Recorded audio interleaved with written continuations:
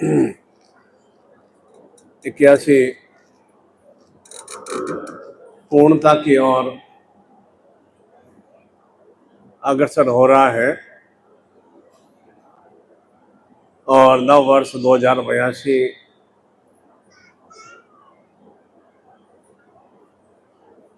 का यह उत्थान दिवस चैत्र मास से प्रारंभ हो रहा है और हमारे सनातन धर्म में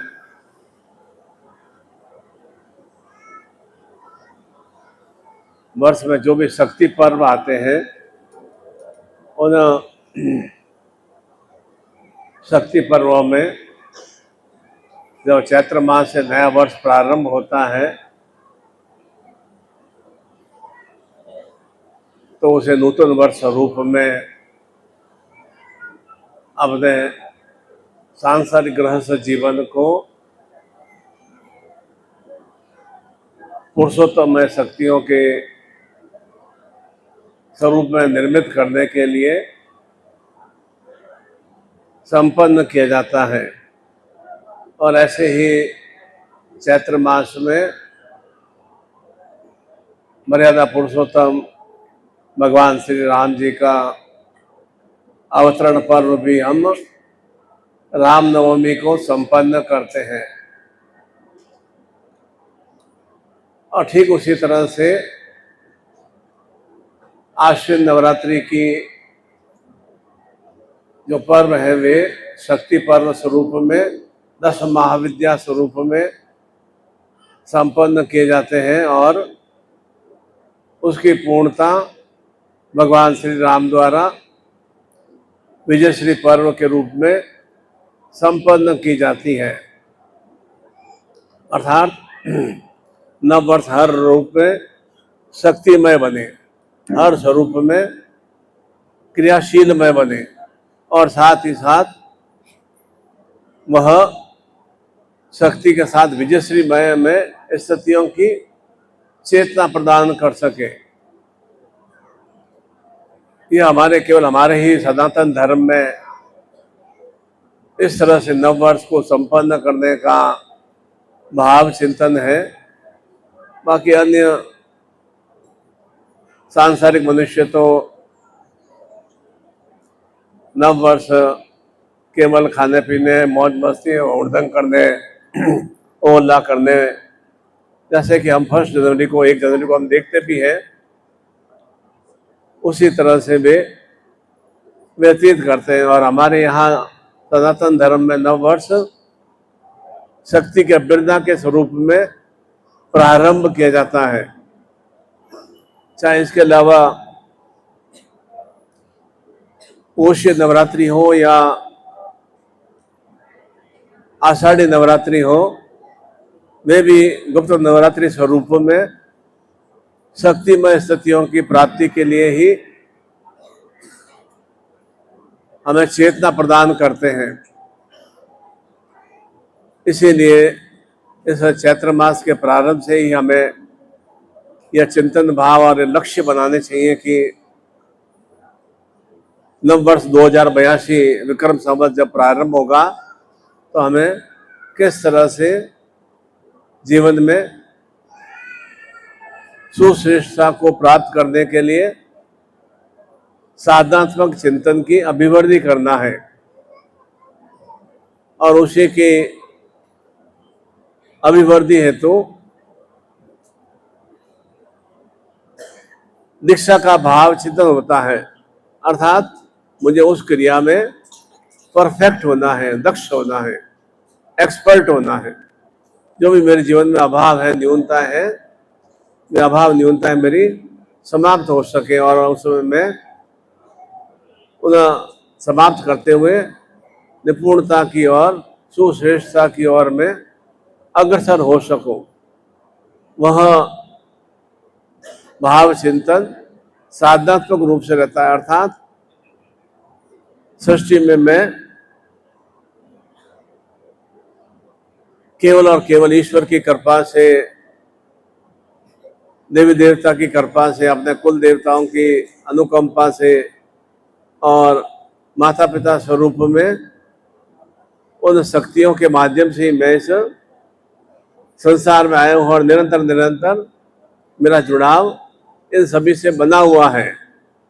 और जहाँ जुड़ाव वाली स्थितियाँ होती है, योग वाली स्थितियाँ होती है, वहाँ हर रूप में शुभ वृद्धि होती है। जिस तरह से वनस्पति, पेड़ पौधे जमीन से जुड़े रहते हैं तो वे हर रूप में सुखदमय स्थितियाँ हमें प्रदान करते हैं, हरियालीमय स्थितियाँ प्रदान करते हैं, फल और फूल और अनेक तरह की वे हमें क्रियाएं प्रदान करते हैं। ठीक उसी तरह से पति पत्नी में भी सामंजस्य होता है, एक जुड़ाव वाला भाव चित्र होता है, तो परिवार में एक कुल वंश की वृद्धि होती है।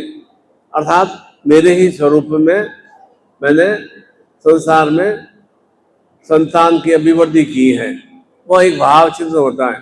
तो जहाँ योग में स्थितियाँ का चिंतन भाव होता है, वहाँ निश्चित रूप से वृद्धिमय स्थितियाँ बनी रहती हैं। और इसके विपरीत यदि एकांकीमय स्थितियाँ हैं तो निरंतर तनाव, चिंताएं, परेशानियाँ, अकेलापन, डिप्रेशन, अनेक तरह की विषमताएं जीवन में व्याप्त हो जाती हैं। उन विषमताओं की समाप्ति के लिए ही वह साधनात्मक, अर्थात जीवन में अनेक अनेक तरह के साधनों को जुटाना, उन्हें आत्मसात करना, वह साधनात्मक भाव चिंतन है। और उसकी पूर्णता के लिए कि साधनात्मक क्रियाएं मेरे जीवन में सर्वश्रेष्ठ में बन सके, उसी के लिए वह शक्तिपात दीक्षा का भाव चिंतन होता है। अभी हाथ जोड़ की ध्वनि करेंगे। हरि ओम,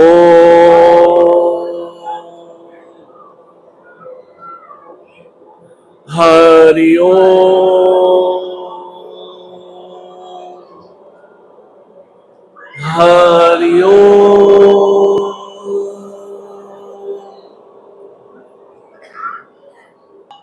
सर्वेभ्यो ब्राह्मणेभ्यो नमः। ओम सिद्धि बुद्धि सहिता श्रीमन महागणाधिपत्ये नमः। ओम विघ्नेश्वराय वरदाय शिवप्रियाय लंबोदराय सकलाय जगताय नागानाय श्रुति गुषिताय गौरीसुताय गणनाथ नमो नमस्ते।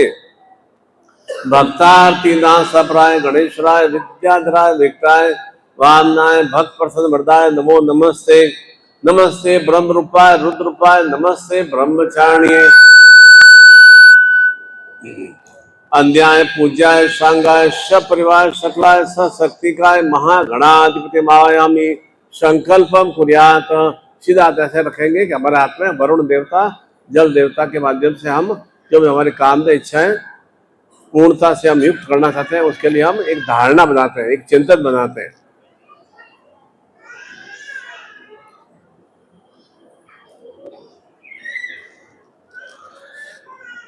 ओम विष्णु विष्णु विष्णु श्रीमन भगवतो महापुरुषस्यम विष्णुराज्ञां पार्थमानुष्यम नित्य प्राद्रे श्री श्वेतवाराह कल्पे अष्टाविंशति में कलयुगे जम्बूद्वीपे भूलोके भरतखंडे संवत 2081 चैत्र मासे कृष्ण पक्षे द्वितीयाम तिथो गुरुग्रहे सूर्यदिवसे रविवासरे पटना क्षेत्रे बिहार क्षेत्रे भारतवर्षे निखिल गोत्रोत्पन्ने पूर्णतः सदगुरुदेव शरणाय कमलाय विंदे दीक्षाम धारयामि।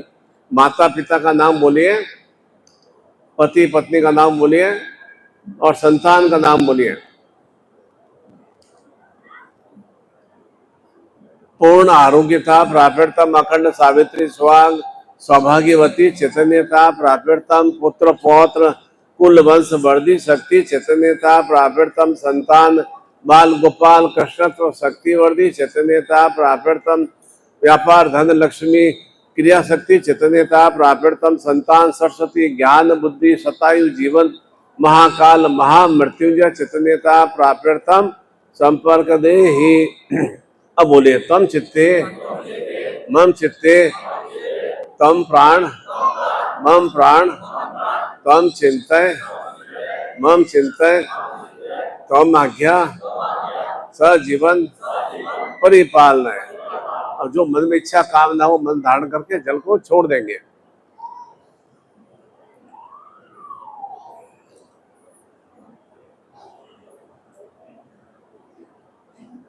आपको एक दिया होगा, धागा दिया होगा आपको, उसको दोनों अंगूठा में डाल दो, लास्ट अंगुली में डाल दो,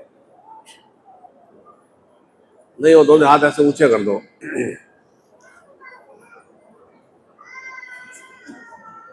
ओम यज्ञोपवीतम परम पवित्रम प्रजापति सहजम पुरुषात् आयुष्यम अग्रम प्रतिमुंजम शुभ्रम यज्ञोपवीतम बलमस्यम।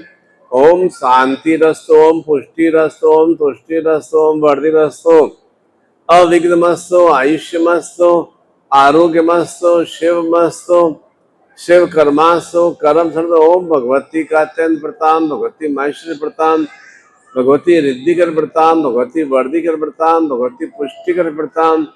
ओम सूर्य ज्योतिधार्यमी, ओम चंद्र ज्योतिधार्यमी, ओम भौमस ज्योतिधार्यमी, ओम बुद्ध ज्योतिधार्यमी, ओम गुरु बृहस्पति ज्योतिर्धार्यमी, ओम शुक्र ज्योतिधार्यमी, ओम शनिश्चर ज्योतिधार्यमी।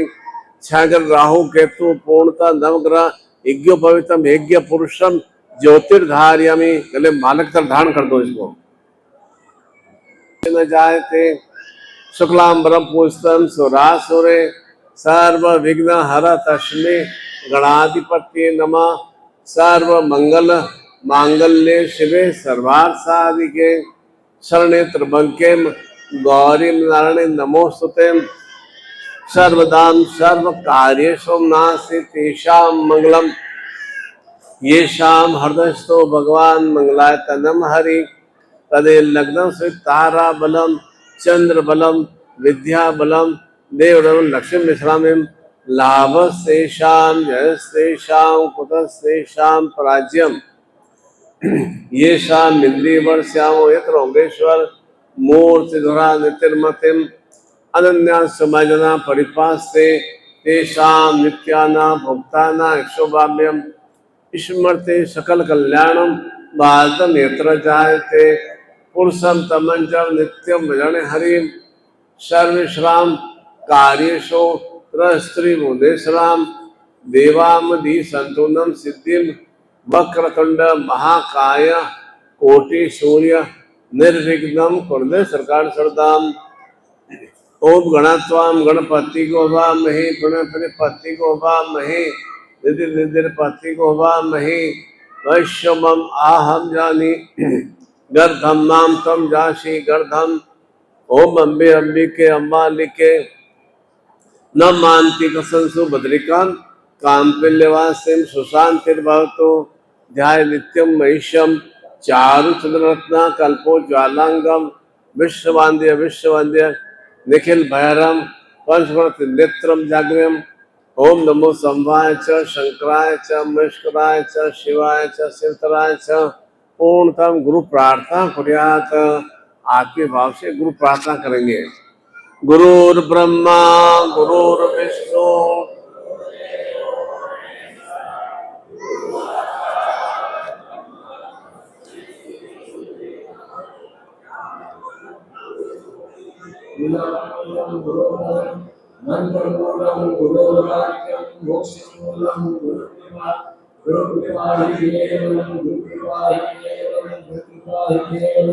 तमेव माता च पिता तमेव बंधु च सखा तमेव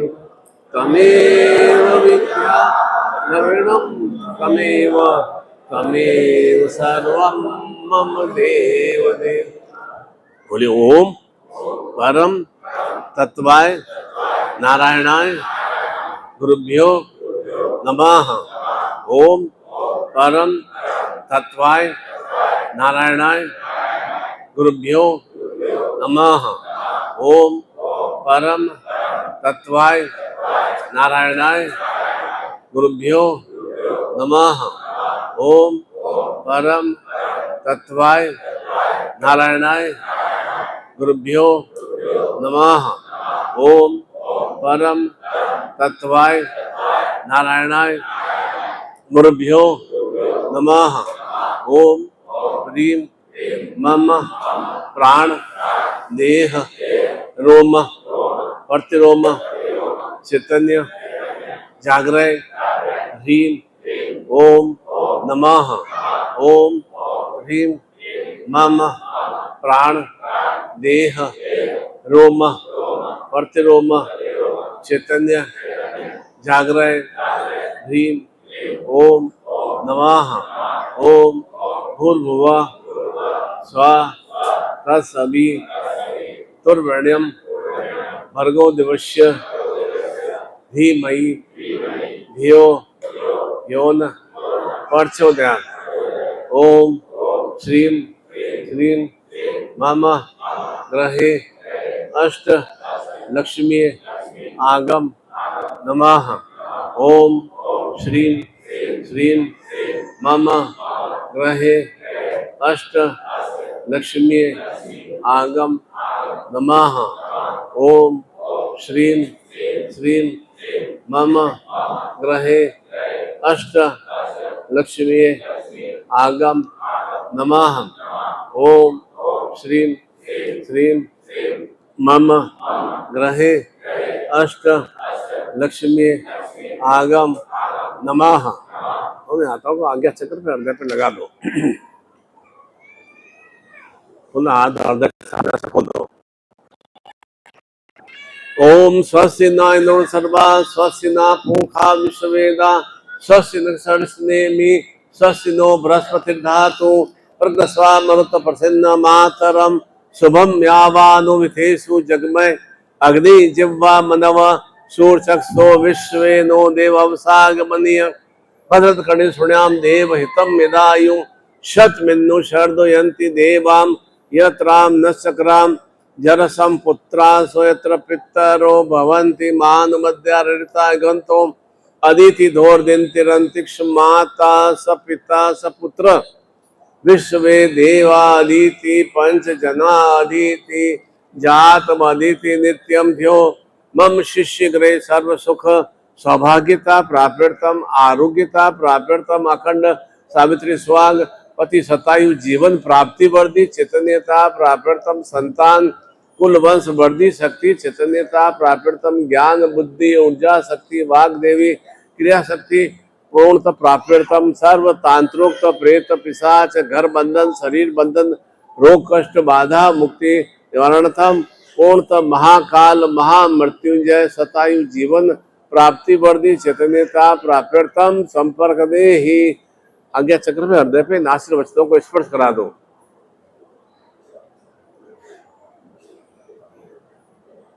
विशेष रूप से पटना में साधनात्मक कार्यक्रम करने का प्रयोजन यही है कि होली पर्व चंद्र ग्रहण से युक्त रहा और नवरात्रि पर्व का नूतन वर्ष का प्रारंभ सूर्य ग्रहण से युक्त रहेगा। इसके चंद्र ग्रहण और सूर्य ग्रहण के मध्याह्न काल में विशेष रूप से हम सभी जानते हैं कि ग्रहण काल में या ग्रहण के मध्याह्न काल में शुद्ध काल में कोई भी साधना या मंत्र जप या कोई विशेष कार्य प्रारंभ करने से उसमें नवीन नवीन रूप में सुश्रेष्ठताओं की प्राप्ति होती है। इसीलिए इस चंद्र ग्रहण युक्त होली का पर्व संपन्न करने के बाद में और नूतन वर्ष के पूर्व से ही हमने ये साधन कार्यक्रम यहाँ पटना में नियोजित किया और तात्पर्य भी ये रहा है कि निरंतर निरंतर हम सुशक्तियों से युक्त हो सके और आने वाला वो हमारे लिए नव वर्ष 2082 हर रूप में सुमंगल में बन सके। इसलिए केवल कामना करने से कोई मंगलता जीवन में प्राप्त नहीं होती है। आप तो कामना तो 50 बार माता पार्वती की देवी के यहाँ भी, यहाँ ज्योतिर्लिंग के मंदिर भी हैं, अच्छे धार्मिक स्थान भी हैं और भगवान से बुद्ध भगवान का भी यहाँ पर अच्छा एक भाव चिंतन है। परंतु केवल भाव चिंतन व्यक्त करने से या प्रार्थना करने से हमारी कामनाएं इच्छाएं पूर्ण नहीं होती है। प्रार्थना और कामना करने का भाव चिंतन ये होता है कि मेरा अपने इष्ट से जुड़ाव हो सके, मेरा अपने गुरु से, मेरा अपने कुल देवता से एक योग में स्थितियों की मुझे प्राप्ति हो, जिससे कि जो मैं कामना इच्छा रखूं वह मेरी कामना इच्छाएं परिपूर्ण हो सके। इसलिए कोई भी हमारे भाव चिंतन में जीवन में कोई न्यूनता होती है तो किससे प्रार्थना करते हैं? माता पिता से करते हो, या पड़ोसी से, या कोई मित्र से, या कोई सहयोगी से। जो शरीर में रोग कष्ट है, या घर में कोई भी ऐसी अनहोनी घटना हो जाती है, या नूतन भवन निर्माण हो जाता है, या वाहन सुख होता है, तो किससे प्रार्थना की जाती है? विशेष रूप से हमारे जो इष्ट है, हमारे जो गुरु हैं, या हमारे जो कुल देवता है, उसके प्रार्थना की जाती है। उसके लिए हम 10 मिनट 15 मिनट आधा घंटा उसके लिए समय निकालते हैं। जो हम नया वाहन लेते हैं तो पूजन वगैरह किसके प्रार्थना से करते हैं?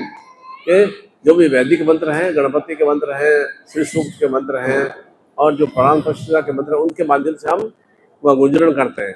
घर में बच्चे का एंगेजमेंट हो, या घर में कोई बच्चे का जन्म दिवस संपन्न किया जाए, मुंडन संस्कार के प्रक्रिया में संपन्न किया है, अन्नप्राशन की क्रिया भी है, तो उसका एक सिस्टम रूप से एक लॉजिक बना हुआ है। उस लॉजिक का हम सही ढंग से उपयोग करते हैं तो निश्चित रूप से हमारे जीवन में सतायुमय स्थितियों की प्राप्ति होती है। अन्यथा तो बाकी आप खुद देख रहे हैं कि कैसे कैसे 60-65 वर्ष में आयु में ही लोग एकदम निश्चय या डराने स्थिति से अग्रसर हो जाता है।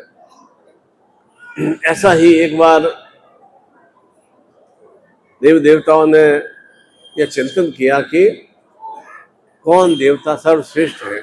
हमारे तो 33 कोटि देवता है, कौन देवता सर्वश्रेष्ठ है, कैसे हम उसका गणना करें या चिंतन करें। तो सभी देवताओं ने कहा कि उस भगवान भृगु ऋषि को कि आप पूरे पृथ्वी लोक का भ्रमण करें और ज्ञान करके बताएं कि पूरे सृष्टि का कर्ता धर्ता कौन है, पूरे सृष्टि में सर्वश्रेष्ठ देवी देवता कौन है। तो ऐसा जब आदेश देवी देवताओं से प्राप्त हुआ तो भृगु ऋषि सर्वप्रथम ब्रह्मा जी के पास गए, जिन्होंने ब्रह्मा जी ने सृष्टि की रचना की, उनके पास गए और ब्रह्मा जी ने लिखा कि एक छोटा सा बालक इतना अटपटे वस्त्र पहने हुआ अनपढ़ गंवार सा लग रहा है, तो उसका उन्होंने त्याग किया। त्याग करने के फलस्वरूप उसे गुस्सा तो काफी आया भृगु ऋषि को, परंतु वे वहां से चले गए। और उसके बाद कि यह छोटा सा बालक क्या मेरी परीक्षा लेने के लिए आया है, और उसे वहां से भगा दिया। और चिंतन भी किया कि वह ब्रह्मा जी का ही पुत्र, सूर्य पुत्र है भृगु ऋषि। तब भृगु ऋषि वहां से भगवान सदाशिव महादेव के कैलाश पर्वत गए, और कैलाश पर्वत पर पहुंचे भगवान सदाशिव महादेव ने भी उन्हें कोई भी महत्व नहीं दिया, क्योंकि भृगु ऋषि ने कहा कि आप एक तरफ तो ओगरदानी बनते हैं, एक तरफ आप संत महापुरुषों को भी, देवी देवताओं को भी आशीर्वाद प्रदान करते हैं, जो आपकी पूर्ण भक्ति भाव से प्रार्थना, अभिवंदना या वंदना मंत्र जाप करता है, उनसे भी आप आशीर्वाद प्रदान करते हैं। और एक तरफ आप असुरों को और पशुओं को भी आप उन्हें आशीर्वाद प्रदान करते हैं। ये ऐसा डुप्लीकेट पॉलिसी क्या है? जो आपके असुर हैं, राक्षसी प्रतीक लोग हैं, उनको भी आप तो इन आशीर्वाद प्रदान कर रहे हैं, और जो इतना संतमय है, इतनी भक्ति करता है, उसमें भी आशीर्वाद प्रदान कर रहे हैं। इसलिए आप सही रूप से देवता है ही नहीं। तो भगवान शिव को गुस्सा आया और वे अपना त्रिशूल लेकर भृगु ऋषि की ओर दौड़े।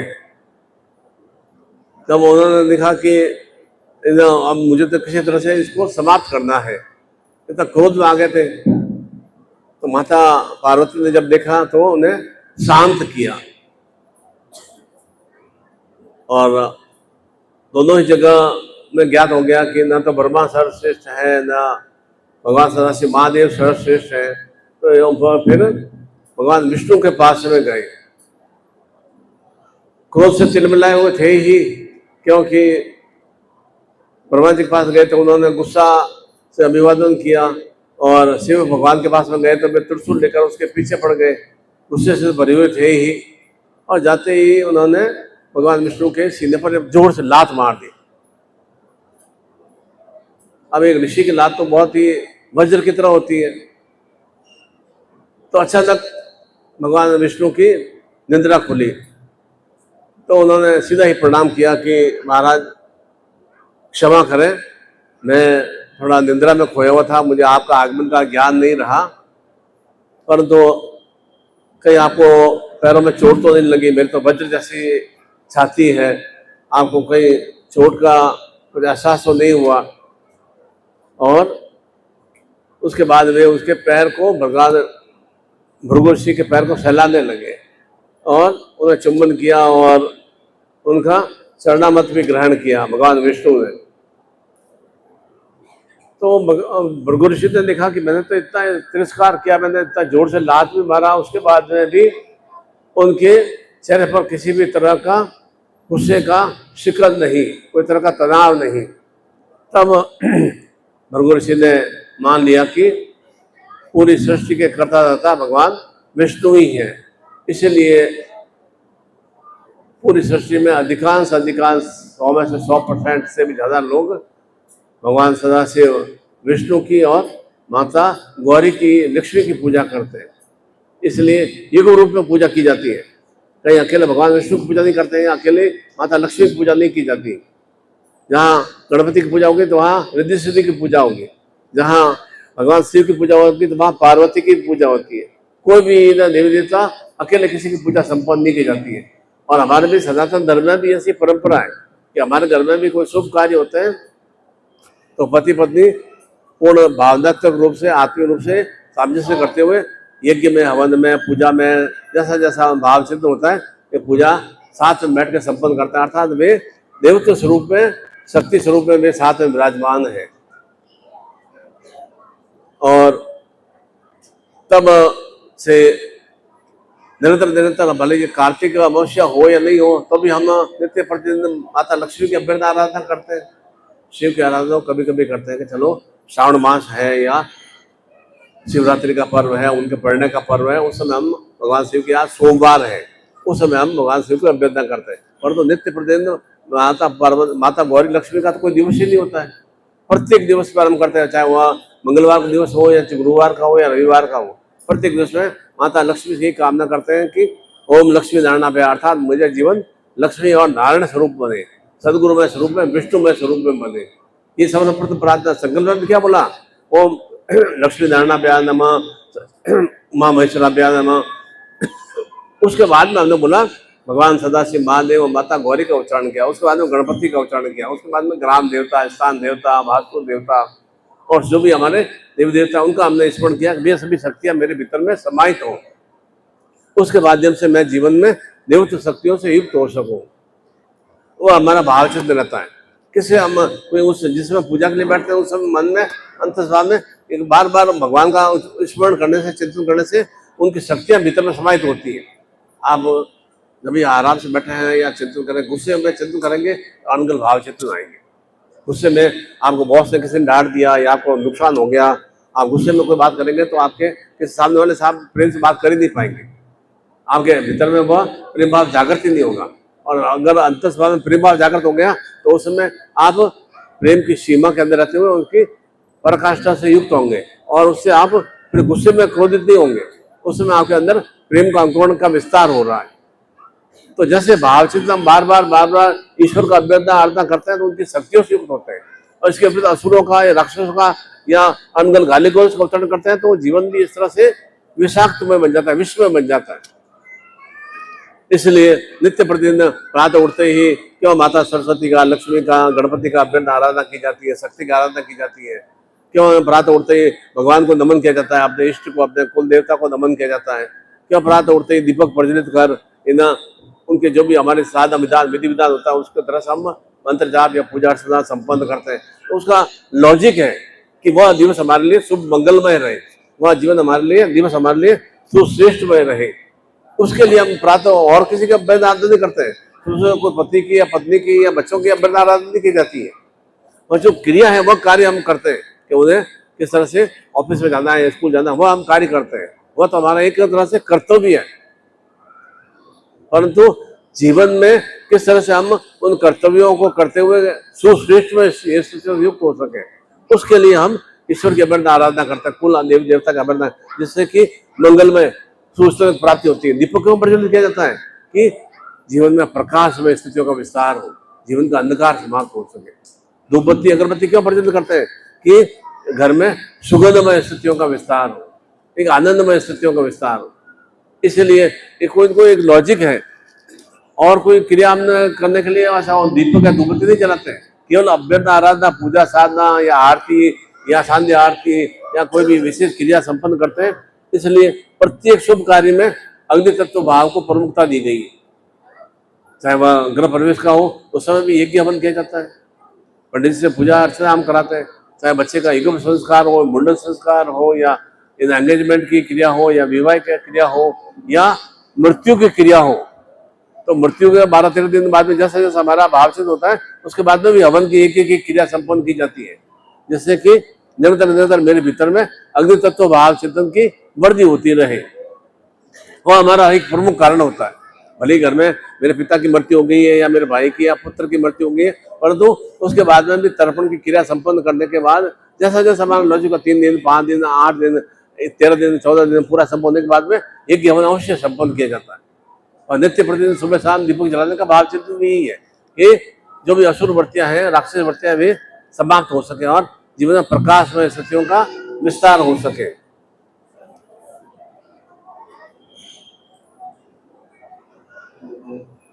इसीलिए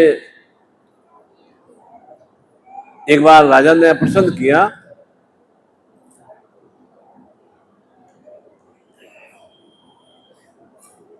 राज दरबारियों से कि सबसे अच्छा समय कौन सा होता है,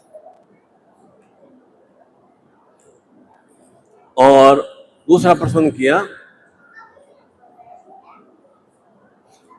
कि सबसे अच्छा कार्य क्या है, और तीसरा प्रश्न किया कि सबसे अच्छा मित्र कौन सा है। अलग अलग राजा अपने अलग अलग अपनी कहानी बताई। किसी ने कहा कि अगर राजा से मित्रता हो तो वह हमारा सर्वश्रेष्ठ है। किसी ने कहा कि दिन में ऐसा कार्य करना चाहिए, वह सबसे कम अच्छा काम है। किसी ने कहा कि दान पुण्य करने से परोपकार की शक्तियां प्राप्त होती है। राजा को संतोष प्राप्त नहीं हुआ, अलग अलग मतभेद थे। तो उस राज दरबार में एक प्रकांड पुरोहित था, आचार्य था। उसने कहा कि आपके ही प्रदेश में जंगल में एक ऋषि जी रहते हैं, भृगु ऋषि रहते हैं, उनसे आप वह प्रश्न करेंगे तो शायद आपको आपके प्रश्नों का यथोचित आंसर प्राप्त हो जाएगा, उत्तर प्राप्त हो जाएगा। अब राजा लोग में तो एक जिज्ञासा तो होती है, क्योंकि तभी तभी राजकार्य में राजयोग में सर्वश्रेष्ठ बन पाते हैं। सिपाहियों को लेकर जंगल में गए, बहुत सारे घने जंगलों में व्यतीत होने के बाद में भी कहीं भी उन्हें भृगु ऋषि की कोई भी कुटिया झोपड़िया घर नहीं मिला। बहुत देर 2-3 दिन व्यतीत हो गए। बहुत घने जंगल में जाने के बाद में उन्हें दूर से दिखाई दिया कि एक छोटी सी कोई झोपड़ी है। वह गए उसके पास में जाकर आवाज दिया कि मैं अमुक अमुक प्रदेश का राजा हूँ और मुझे भृगु ऋषि से वार्ता करनी है, बातचीत करना है, मिलना है। यहाँ पर भृगु ऋषि है क्या, या कहाँ पर है? तो झोपड़ी में से बहुत ही मैले कुचले कपड़ों में, बहुत लंबी दाढ़ी बढ़ाए हुए एक व्यक्ति निकला। उसने कहा कि मैं ही भृगु ऋषि हूँ। पानी वगैरह पिलाया और कहूँगा आपके प्रश्न क्या है, कि सबसे अच्छा समय क्या होता है और सबसे बड़ा परोपकार क्या होता है, और साथ ही साथ सबसे सच्चा मित्र क्या होता है? उन्होंने राजा की बातों को सुना और अपने काम में निमग्न हो गए। आसपास में थोड़ा सब्जियों का न खेत का एक जमीन था, उसमें काम करने लगे। राजा ने सोचा कि मैंने प्रश्न किए और ये ऋषि महात्मा खुद कह रहे हैं मैं भृगु ऋषि, और मेरे प्रश्न को उत्तर नहीं दिया, और अधिक उनके मन में संदेह का भाव, चेतन का विस्तार हुआ। वे तो भृगु ऋषि तो अपना अपना काम कर रहे थे, खेती बाड़ी का। अचानक एक व्यक्ति आया और वह थोड़ा घायल अवस्था में था। जब राजा ने देखा तो उसे उठाकर झोपड़ी के अंदर लाए और उसका उपचार करना प्रारंभ किया। थोड़ा होश में आने पर उसने कहा कि मुझे तो शत्रु देश ने भेजा था आपका वध करने के लिए। इतना सुनने के बाद में भी राजा बराबर उनकी सेवा में लगा रहा।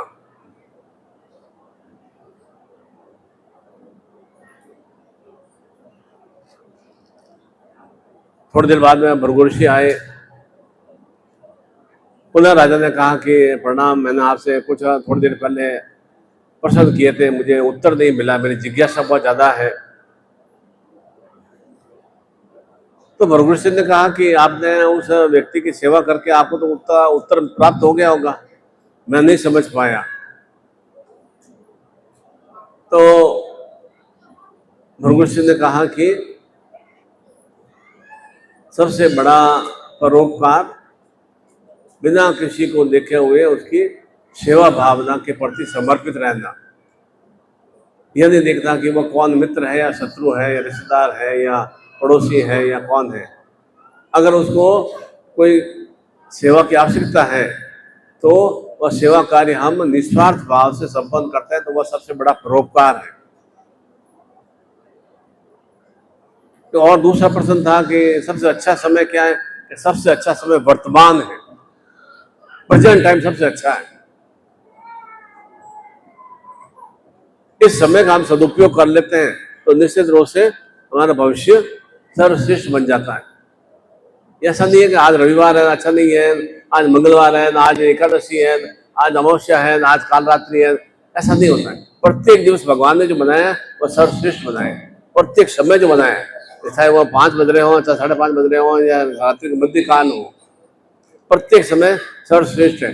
उस समय का हम सदुपयोग कर लेते हैं तो एक जीवन में सुश्रेष्ठ स्थितियों का विस्तार होता है।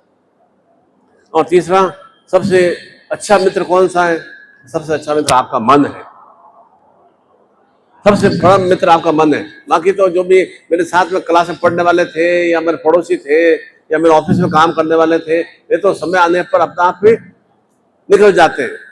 मेरे ट्रांसफर हो गई तो मेरे साथ में जो काम करते थे मित्र रहे नहीं ना। मैं स्कूल में पढ़ रहा था, स्कूल में 10th क्लास में पढ़ा, वहां पर मेरे अलग मित्र थे, कॉलेज पढ़ा अलग मित्र थे, और मैं आगे जॉब में गया तो मेरे अलग मित्र बने। तो मित्र बन अलग अपना समय के अनुसार अलग होते गए। मैं व्यापार में था, मेरे अलग मित्र थे, मेरे पड़ोसी में था, पड़ोसी मेरा अलग मित्र था, और तो मेरे पूर्ण रूप से स्थायी रूप से नहीं रहे। सबसे सच्चा मित्र और सबसे साथ निभाने वाला आपका मन, आपका मित्र होता है। इसलिए निरंतर पहले मन की बात सुननी चाहिए और उसके मन की आवाज से ही, उसके मन के भावों के अनुसार हमें कार्य करना चाहिए। दुनिया के कहने के अनुसार कार्य नहीं करना चाहिए। मन मेरा क्या कहता है कि अभी मुझे पूजा करना है, अभी मुझे जागना है, अभी मुझे खाना खाना है, या अभी मुझे घूमना है, या अभी मुझे अनुकूल काम करना है, या अभी मुझे अच्छा काम करना है। और चिंतित भी आ जाएगा स्वतः ही कि मैं अगर ये क्रिया करूंगा तो मुझे उसका क्या परिणाम की प्राप्ति होगी, अनुकूल काम करूंगा तो मुझे कुपरिणाम की प्राप्ति होगी, अच्छा कार्य करूंगा तो मुझे सत परिणाम की प्राप्ति। स्वतः ही मन से ही जागृत हो जाएगा और फिर से जागृत नहीं होगा।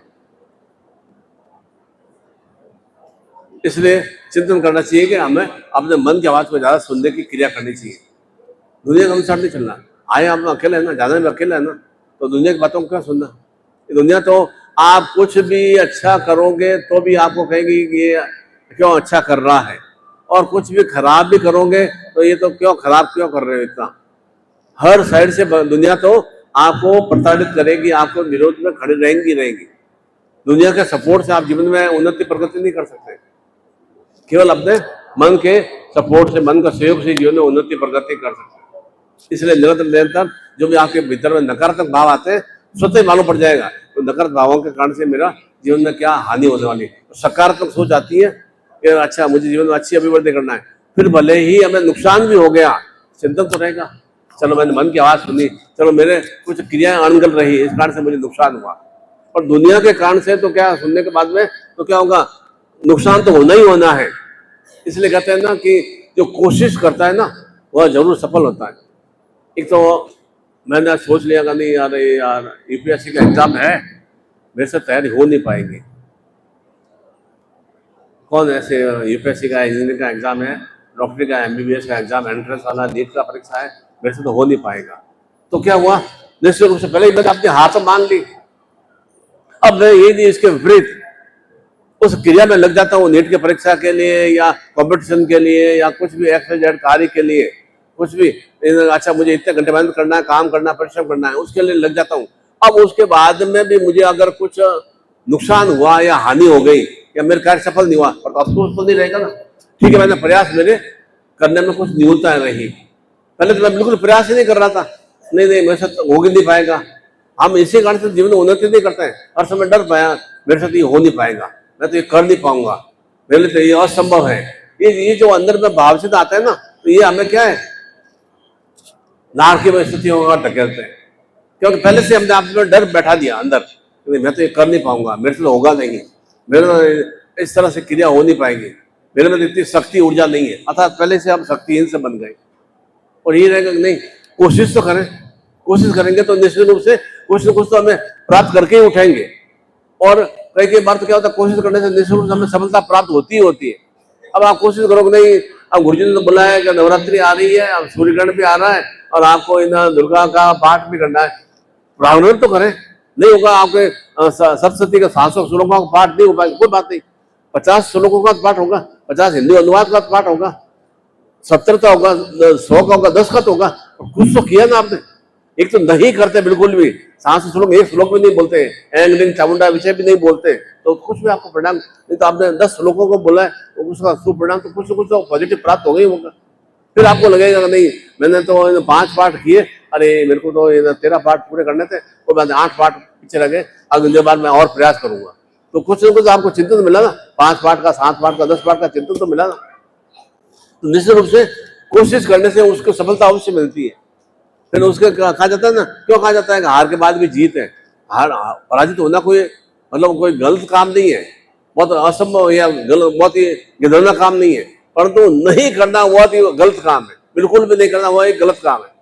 चाहे पूजा साधना हो, चाहे अपने कैरियर बनाना हो, चाहे अपने कार्य व्यापार में ध्यान देना हो या परिवार की तरफ ध्यान देना हो, बिल्कुल भी हम नहीं करेंगे तो क्या होगा, परिवार में बिखरा वाली स्थिति आ जाएगी, बिजनेस में, व्यापार में, नौकरी में बिखरा वाली स्थिति आ जाएगी। आप महीने में नौकरी कर रहे हो, महीने में आप ठीक है 5 छुट्टी की जगह 8 छुट्टी 10 छुट्टी ले लिया, तो क्या होगा, ज़्यादा से ज़्यादा वो 6 दिन की, 7 दिन की, 4 दिन की सैलरी काटेगा। फिर ज्ञान आ जाएगा, कोई बात नहीं, 24 दिन की सैलरी तो मिलेगी ना मुझे, अब मैं 30 दिन ही नहीं जाऊंगा तो क्या परिणाम होगा, नौकरी से सस्पेंड कर दिया जाएगा, फिर तो सैलरी भी नहीं मिलेगी, नौकरी सस्पेंड ही हो गया, क्योंकि मैंने पहले ही अपनी हार मान ली। मैं व्यापार में, दुकान में, नौकरी पे जाऊंगा नहीं, परीक्षा में मैं तैयारी नहीं करूंगा और परीक्षा में तैयारी नहीं करूंगा, फिर मेरे को कैसे सफलता की प्राप्ति होगी। फिर आप भले कितना भी सरस्वती की वंदना कर दो न, कितना भी सदगुरुदेव से शक्तिपात कर दो न, कितना भी आप किताब लेके बैठ जाओ, और पहले आपने हताश निराश बन गए आप, तो सफलता मिलती नहीं है।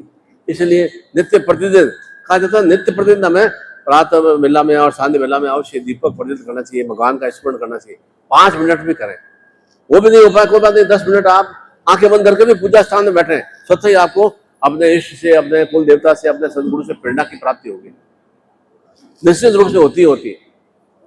10 मिनट कोई, मैं तो जानते नहीं हूँ गुरु जी क्या निर्वाण मंत्र होता है, क्या गुरु मंत्र होता है, क्या गणपति मंत्र, तो मुझे ज्ञान नहीं होना, मुझे करना भी नहीं है, कोई बात नहीं, 10 मिनट दीपक प्रज्वलित के आंखें बंद करके, जब भी आपके पूजा स्थल में चित्र है, भगवान के विग्रह है, कुल देवता के विग्रह है या अपने पूर्वजों के चित्र हैं, उनके सामने ध्यान करके बैठेंगे, धीरे धीरे क्या होगा, अंतर स्वभाव में एक शुद्ध विचारों का प्रवेश होगा।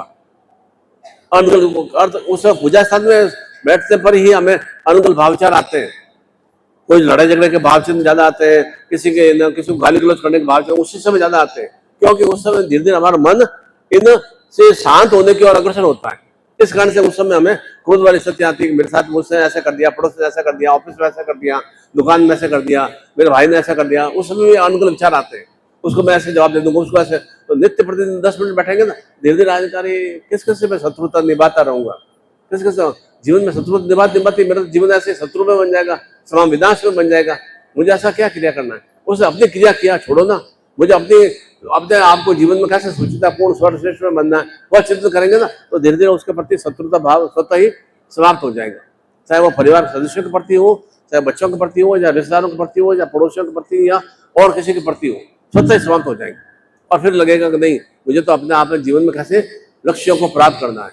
लक्ष्यों को प्राप्त करने से ही हमें जीवन में लक्ष्मी की प्राप्ति हो पाएगी। निश्चित रूप से जब लक्ष्यों को प्राप्त करने का हमारा बातचीत में क्या है, मैंने अपना एम बना दिया है, मुझे इन कार्यों को पूर्ण करना है, उसके लिए मेरे भीतर में, और लक्ष्यों को प्राप्त करने का भाग आएगा तो मेरे भीतर में स्वतः क्या आएगा, जीवट शक्ति आएगी। उस संकल्प को पूर्ण करने का स्थायित्व भाव आएगा, एक क्रियात्मक भाव चिंतन आएगा। फिर नहीं गुरु जी तो असंभव है कि कैसे इन कुबेर लक्ष्मी से युक्त हो सकते हैं, कैसे इन राजयोग से युक्त हो सकते हैं, कैसे इन मतलब अच्छे MP MLA या अच्छे CM बन सकते हैं। असंभव है, कुछ भी असंभव नहीं है। असंभव हमारे मन मानस चिंतन में वह शब्द है, और कोई असंभव चीज है ही नहीं। सब कुछ संभव है हमारे जीवन में। तो संभवता को प्राप्त करने के लिए और दृढ़ता से संकल्प शक्ति का भाव सिद्ध होना चाहिए। इसलिए अग्नि जल पृथ्वी वायु आकाश में सर्वश्रेष्ठ जल देवता को माना गया है, वरुण देवता माना गया है। क्योंकि शरीर में भी 90% हमारे जल है। उस जल के माध्यम से ही सृष्टि में, वनस्पतियों में, पेड़ पौधों में, जीव जंतुओं में, पशु पक्षियों में, और साथ साथ मनुष्यों में वृद्धि होती है। जल के माध्यम से ही तो रस वीर रोज की वृद्धि होती है, उसी माध्यम से ही सृष्टि में, परिवार में कुल वंश की वृद्धि होती है, संतान सुख की प्राप्ति होती है। इसलिए सर्वश्रेष्ठ रूप से वरुण देवता को, जल देवता को एक साक्षीभूत माना गया है। और उसके बाद में अग्नि तत्व को, कि अंतस्भाव निरंतर निरंतर अग्नि जैसे ऊपर की ओर उठती है, वैसे भी निरंतर मेरे भी जीवन में अग्नि तत्व निरंतर सक्रिय रहे। आपने होलिका दहन किया ना परसों, तो कैसे आपने 2-3 दिन पहले किया ना, कैसे वो अग्नि तत्व धीरे धीरे ऊपर की ओर उठा। और हमने सुना भी है कैसे प्रहलाद तो सेफ रह गया, और वह कैसे वह होलिका एकदम भस्म हो गई। किस तरह से हिरण्यकश्यप ने तो अपने पुत्र के लिए कैसी एक साजिश रची, परंतु उस साजिश में वह स्वयं ही आहूत हो गया, समाप्त सा हो गया। इसलिए निश्चित है ना कि जो हमारे प्रति अनुकूल क्रिया करेगा उसका तो समाप्तिकरण है ही। तो हम अपने मन में उसके प्रति क्यों अनुकूल भाव चिंतन लाए, जैसे मैं अपना समय क्यों उसके प्रति व्यय करूं, बार बार मैं उसके बारे में सोचता रहूँ, वह ऐसा शत्रु है, वह ऐसा दुश्मन है, उसने ऐसा मैंने गाली गलौज किया, बार बार मैं चिंतन करूंगा तो होगा क्या। मैं अपने बच्चों पर चिल्लाऊंगा, पति पे चिल्लाऊंगा, परिवार के सदस्यों में चिल्लाऊंगा, पड़ोस में चिल्लाऊंगा, ऑफिस में चिल्लाऊंगा, कार्य व्यापार में चिल्लाऊंगा, तो नुकसान किसका हुआ, नुकसान तो मेरा स्वयं का होगा ना। इसलिए निरंतर निरंतर एक 5-10 मिनट ध्यान साधना में बैठते हैं तो एक ऊर्जा की प्राप्ति होती है।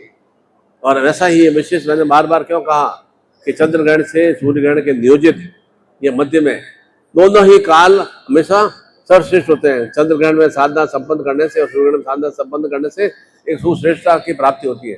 क्यों उस समय इन मंदिरों में कपाट बंद कर दिए जाते हैं, इसलिए कि आप ध्यान अवस्था में अपने घर में पूजा स्थान में विराजमान हो।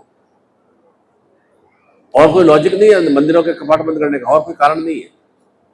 कोई ऐसा नहीं है सूर्य की शक्तियां उसके ग्रहण के कारण प्राप्त हो जाएगी और वे मतलब मूर्तियां अशुद्ध हो जाएंगी या खंडित हो जाएंगी, ऐसा कुछ भी नहीं है। क्रिया बराबर होती रहती है ना, सूर्य ग्रहण हो चंद्र ग्रहण आ तो बराबर क्रिया कर रहे थे, कुछ खंडित तो कुछ नहीं हुआ ना।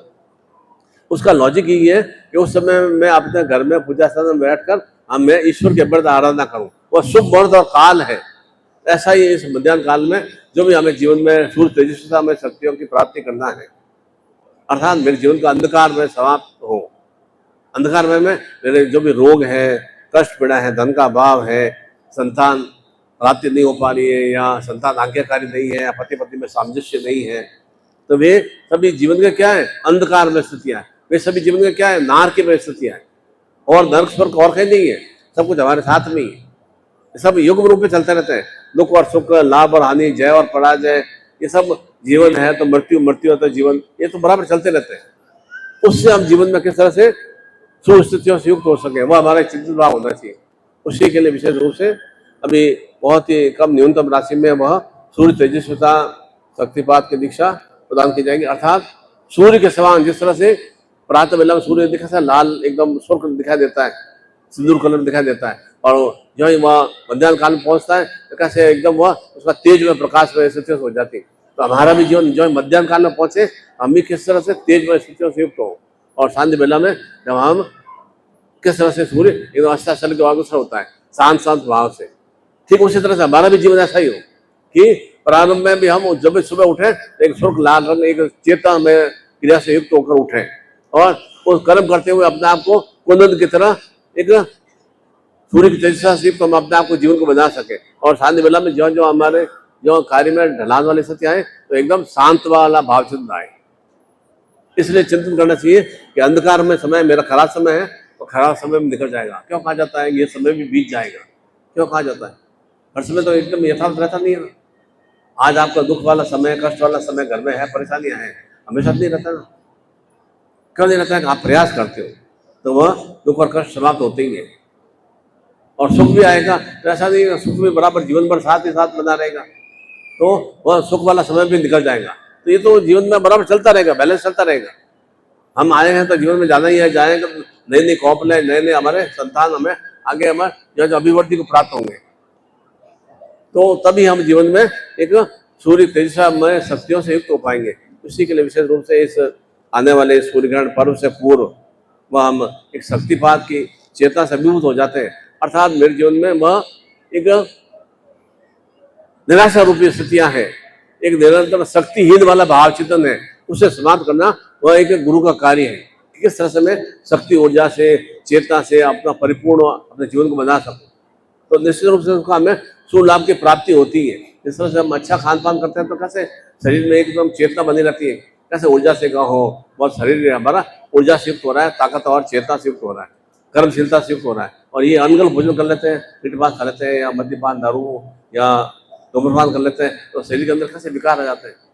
फिर उसी तरह से साधना पूजा या ध्यान अवस्था में बैठने से एक सुचेतना की प्राप्ति होती है। और इसको अगर बिल्कुल नहीं नास्तिक में स्थितियों से युक्त होंगे तो जीवन नाश में बन जाता है। तो हमें जीवन नाश में बनाने के लिए नहीं आए संसार में, जीवन को एक आस्तिक में अर्थात सब तरह की आशाओं को हम संपन्न कर सके। आस्तिकता का भाव चिंतन यह है, सब तरह की आशाओं को संपन्न कर सके। इसलिए जो जो हमारे जीवन में क्या होता है, बार बार नकारात्मक सोच ज्यादा आती है, तो जितना नकारात्मक सोच को विलगित करेंगे उतनी सकारात्मक स्थितियों की वृद्धि होंगी। तो 24 घंटे आप चिंता चिंता चिंता चिंता में बने रहेंगे, बहुत कष्ट है, पीड़ा है, बहुत दुख है, पीड़ा है, बहुत तनाव है, बहुत चिंता है, तो चिंताओं का और विस्तार होता है।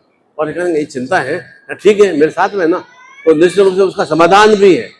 प्रत्येक क्रिया का समाधान अवश्य है, ऐसा कोई असंभव सृष्टि में है ही नहीं कि उस क्रिया का समाधान नहीं है, निश्चित रूप समाधान है। तो उसके थोड़ा चिंतन करते हैं ना, एक आत्मविश्लेषण करते हैं ना, 10 मिनट ध्यान से आप सब बैठते हैं तो हमें समाधान की इन चेतना को अवश्य प्राप्ति हो जाती है। पर तो उसके लिए एक नियमितता होना आवश्यक है। इस तरह से नियमित रूप से हम सुबह शाम भोजन ग्रहण करते हैं, समय समय पर हम पानी ग्रहण करते हैं, हवा ग्रहण करते हैं, तो हमारे शरीर में अच्छी वृद्धि होती है ना।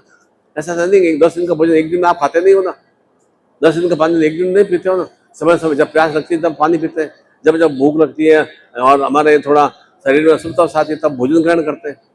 तो सुपाच्य भोजन ग्रहण करने से ऊर्जा की प्राप्ति होती है ना। ठीक उसी तरह से साधनात्मक रूप से शक्तिपात दीक्षा प्राप्त करने से या साधनात्मक चिंतन करने से भी हमें जीवन में सर्वांगीण विकास की, सर्वांगीण उन्नति की हमें चेतना की प्राप्ति होती है। अभी हम गुरु दीक्षा और शक्तिपात दीक्षा प्राप्त करेंगे, और साथ साथ में तो भी 10 मिनट का टाइम है, तो आप विशेष रूप से सूर्य तेजस्विता प्राप्ति व ग्रहण शक्ति युक्त, मुझे क्या करना है, सूर्य को ग्रहण करना है, सूर्य की तेजस्विता को ग्रहण करना है। और ग्रहण करने का भाव चिंतन है, त्याज्य वाला भाव चिंतन नहीं है। त्याज्य क्या करना है, नकारात्मक सोचों का त्याग करना है, अनगल जो भाव विचार आते हैं, कुविचार आते हैं, उनका त्याग करना है। वो कैसे होगा, वो कोई सोचने से नहीं होगा, वो कोई पढ़ाई से नहीं होगा, निरंतर निरंतर एक सकारात्मक भाव चिंतन से, एक साधन भाव चिंतन से हम उसका स्मरण करेंगे 15 मिनट 20 मिनट, तो निश्चित रूप से उसका हमें 20 मिनट हमारे लिए पूरे 24 घंटे के लिए सर्वश्रेष्ठ में बन जाता है। और 20 मिनट में हम अगर भगवान का नाम या अपने इष्ट का या ध्यान मुद्रा नहीं बैठता है तो 24 घंटे हमारे नारक में व्यतीत हो जाते हैं। एक बार नारक में स्थितियां का विस्तार होने लगता है तो धीरे धीरे तो उसमें नरक में स्थितियों का विस्तार होने लगता है। इसलिए एक सर्वश्रेष्ठ हस्त चित्रा नक्षत्र युक्त है और सूर्य तेजस्विता का पर्व भी है। और ऐसा यहाँ इस चंद्र ग्रहण और सूर्य ग्रहण के मध्याह्न काल का भी अवसर है, और आने वाला 10 दिन बाद में 12 दिन बाद में सूर्य ग्रहण के तेजस्विता से हम युक्त होंगे। उसके माध्यम से हम नूतन वर्ष 2082 में सुश्रेष्ठ में मेरा आने वाला वर्ष हर रूप में शुभ मंगलमय बने, उसके लिए पहले से भावुक तो बनानी पड़ेगी ना। आप घर में भी निर्माण करते हो या वाहन सुखलाते हो तो पहले धन की व्यवस्था करते हो ना। ठीक उसी तरह से घर में एंगेजमेंट की क्रिया हो रही है या विवाह क्रिया होते हैं, पहले व्यवस्था करनी पड़ती है। किस किस गेस्ट को बुलाना है, कैसे हमें घर को सजाना, डेकोरेशन करना है, कहाँ पर हमें मांगलिक कार्य करना है, पंडित जी को बुलाना है, कैसे वस्त्र बनाना है, सब व्यवस्था पहले करते हैं ना। वैसे एक दिन में आज मतलब घर में कल मेरे बच्चे की शादी तो आज तो व्यवस्था नहीं करूँगा, पहले से 2 महीने 3 महीने 4 महीने पहले जैसा जैसा मेरा एक चिंतन होगा वैसे व्यवस्था प्रारंभ करूंगा। ठीक उसी तरह से मुझे नूतन वर्ष को हर रूप में शुभ मंगलमय मनाना है, तो उसी के लिए आज हम शक्तिपात की दीक्षा हम प्राप्त करेंगे। तो निश्चित रूप से आपको बाद में एक नूतन रूप में एक सुचिंताओं का वृद्धि होना प्रारंभ हो जाएगा। और अभी कुछ नहीं करेंगे तो आप कुछ नहीं करने का मतलब क्या है, अपने आप में आपने हार मान ली। अब आपके भीतर में नकारात्मक शक्तियों की वृद्धि होती रहेगी। ये तो मन के अंदर चलती रहती है। मन में तो अभी बैठे बैठे आपके कई विचार आ रहे हैं, कई विचार जा भी रहे हैं, और वे सब विचार पूर्ण भी नहीं होते हैं, सब विचार विलगित भी नहीं होते। और जिसमें दृढ़ता रखती है तो उस विचार में दृढ़ता रहती है, वे कार्य हमारे पूर्ण हो जाते हैं। दृढ़ता नहीं रहती है तो वे कार्य हमारे बिल्कुल अधूरे से रह जाते हैं, बिल्कुल न्यून से बन जाते हैं। इसलिए हमें जीवन में अधूरापन नहीं रहना है, हमें न्यून में नहीं रहना है, उच्चतम स्थितियों से युक्त होना है। उसी के लिए वह सूर्य तेजस्विता शक्तिपात की दीक्षा हम प्राप्त करेंगे बहुत ही न्यूनतम राशि में। और विशेष रूप से नूतन वर्ष आ रहा है, नूतन वर्ष आ रहा है तो हमारे पास एक नूतन रूप में हमारा या एक गुरुचार्य नूतन रूप में होना चाहिए ना। वो क्या है, हमारा कोई कपड़े का टुकड़ा नहीं है, वो हमारा निरंतर एक सदगुरु रूपी, नारायण रूपी, निखिल रूपी हमारा एक रक्षा कवच है, जो निरंतर एक सत प्रेरणा देता है। इसको पहन के आप टॉयलेट बाथरूम में नहीं जाओगे, इसको पहन के कहीं आप शमशान में नहीं जाओगे, इसको पहन के कोई आप शराब की दुकान पर नहीं जाएंगे, इसको तो उतार के अपने रंग से रख के जाओगे। तो इसका मतलब क्या हुआ, यह एक पूर्ण से चैतन्य में नूतन रूप में होना चाहिए। वस्त्र फट भी जाता है, आप क्या करते हो उसको, मतलब ये मेरा 15,000 का शर्ट है, फट जाएगा तो इसको थोड़ी मैं चिपक थोड़ी रखूंगा 15,000 का है, या मेरा वो जीन्स पैंट 10,000 का है, मैं चिपक थोड़ी रखूंगा। उसमें जब एकदम बिल्कुल भी खराब हो जाएगा तो उसको त्यागना पड़ेगा। ठीक उसी तरह से ये एक ऊर्जा शक्ति एक सीमित समय तक होती है। जैसे घर में भी नवरात्रि हम स्थापना करते हैं, गणपति की स्थापना करते हैं, तो उसके बाद विसर्जन क्रिया होती है ना। ऐसा थोड़ी वो गणपति मैंने इतना महंगा लाया, इतना मैंने 5 लाख का गणपति हमारे मोहल्ले में सजाया तो घर पे थोड़ी लग गए आते हैं, उसका तो विसर्जन करते हैं ना। तो अर्थात वो वरुण देवता जल देवता समाज करने से हमें वह अब उसके स्वरूप में हमें गणपति की, दुर्गा की शक्तियों की प्राप्ति होती है। ठीक उसी तरह से पुराने गुरुचार्य को प्रभावित कर देंगे, नूतन धारण करने से वह पुनः रूप से नारायण रूप में, निखिल रूप में हमें उस चेतना की प्राप्ति होना प्रारंभ हो जाता है। इसलिए प्रत्येक के पास नूतन गुरुचार्य होना भी आवश्यक है। मैं कोटि कोटि आशीर्वाद देता हूँ कि आपके जीवन में निरंतर वह नारायणमय शक्तियाँ, विष्णुमय शक्तियाँ, भगवान निखिलमय शक्तियों की वृद्धि हो, निरंतर आप भगवती शक्ति में सुस्थितियों से युक्त हो, निरंतर आपके जीवन में माता लक्ष्मी में, माता गौरी पार्वती में सुशक्तियों का विस्तार हो, निरंतर आपके जीवन में जो भी आप कामना पूर्ति, सकाम भाव से कामना पूर्ति, वे कामना आपकी पूर्ण संपन्न हो सके, ऐसा ही मंगल में आशीर्वाद देता हूँ। बोलो सद्गुरुदेव भगवान की।